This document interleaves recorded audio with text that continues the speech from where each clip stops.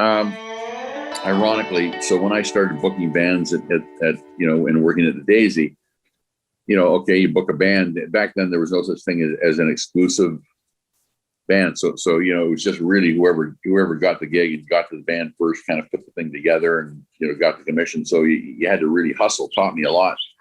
But who's going to do the contracts? Well, I used to drive up to Janet's house because her mom had a typewriter with some carbon paper between in the old days, you had carbon paper between the paper to make copies of the contract. She would type my contracts because we were friends. I was a family friend. You knew Janet that long? Yeah, I was a friend of her brother's. I had no idea. Wow. Yeah, I've known. It's only about 58 years or something now. That's all. but we were friends. But we both went and married other folks and then circled back later. Because I remember when you guys started dating, and I thought that was so. But you guys knew each other for that long. Well, that's good when you have that kind of history.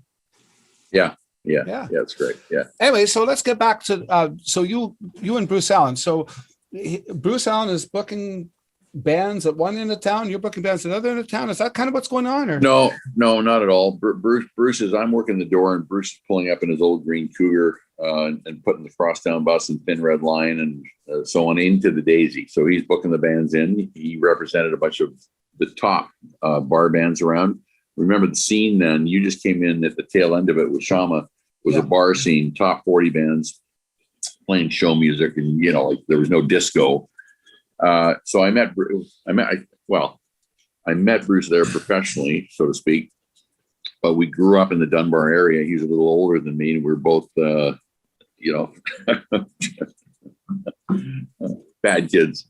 And so I knew who he was. So I met him there. And so then when I started booking bands and doing all that stuff, when Shelley Siegel had started working for Bruce, and said to me that Bruce wanted to have a conversation with me. So I went down to his office and he suggested that we team up, and we did. And we're different kind of guys. So it's been a rough and ready road, but we're good pals now. And I think we've done something together that gets ignored in a sense by the country. I always get a kick out of the Toronto centric attitude, up there. It's so funny because if you look at the roster of talent that our company has amassed over time, from BTO to Bryan Adams to Joni Mitchell to Leonard Cohen to today Michael Bublé and James Taylor and Sarah, and I'm really proud of our collective roster. And I think if you probably combined all the talent from Toronto or anywhere through the years in Canada, I would hazard a guess that we've represented more than all of it combined. Yeah, especially on a world market. Yeah. Well, I think one thing is the world market. I think one of the issues with Toronto was the population based created a mini star. There were so many people in that area, right? Mm-hmm. You got to have a mini star system. So basically, every band wanted to be Rush. So there was some redundancy in style. Whereas in Vancouver, you had the influence of the UK and Europe. You had the influence of America just across the border.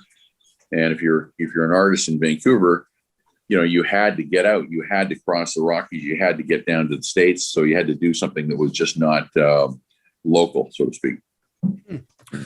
It's kind of interesting. The whole thing with when I lived in Sault Ste. Marie, and I think this goes along with what you're saying, is that there was stars to me in Sault Ste. Marie because they would come up and do concerts in Sault Ste. Marie. Sure, they probably couldn't fill a bar in Toronto.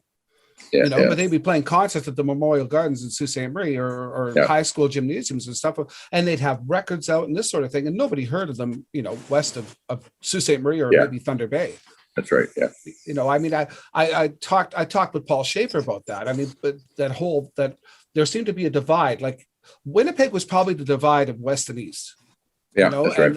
And the Guess Who, because it was in the middle of Canada, or as Randy likes to call it, the middle of nowhere, because you had to drive everywhere. A lot of bands broke out of that area. It was so cold there. You were either a hockey player or a musician.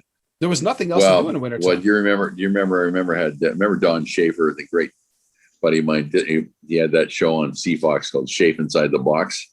Yeah. And he had these great pipes. And there was, I forget what band it was, that somebody got him to do the radio spot for them, and he said this. He said, when you're from Winnipeg, Canada, there's only two ways out: hockey or rock and roll. It was really good. Yeah. That's like that old joke. It's like, you're from Winnipeg. What? The only thing that ever came out of Winnipeg was hockey players and hookers.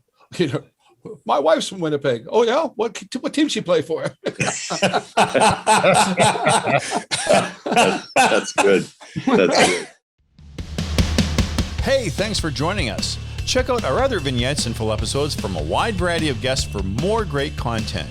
Please like, share, and subscribe, and become a member at SocialNRGPresents.com to access premium content and earn valuable energy points just for watching.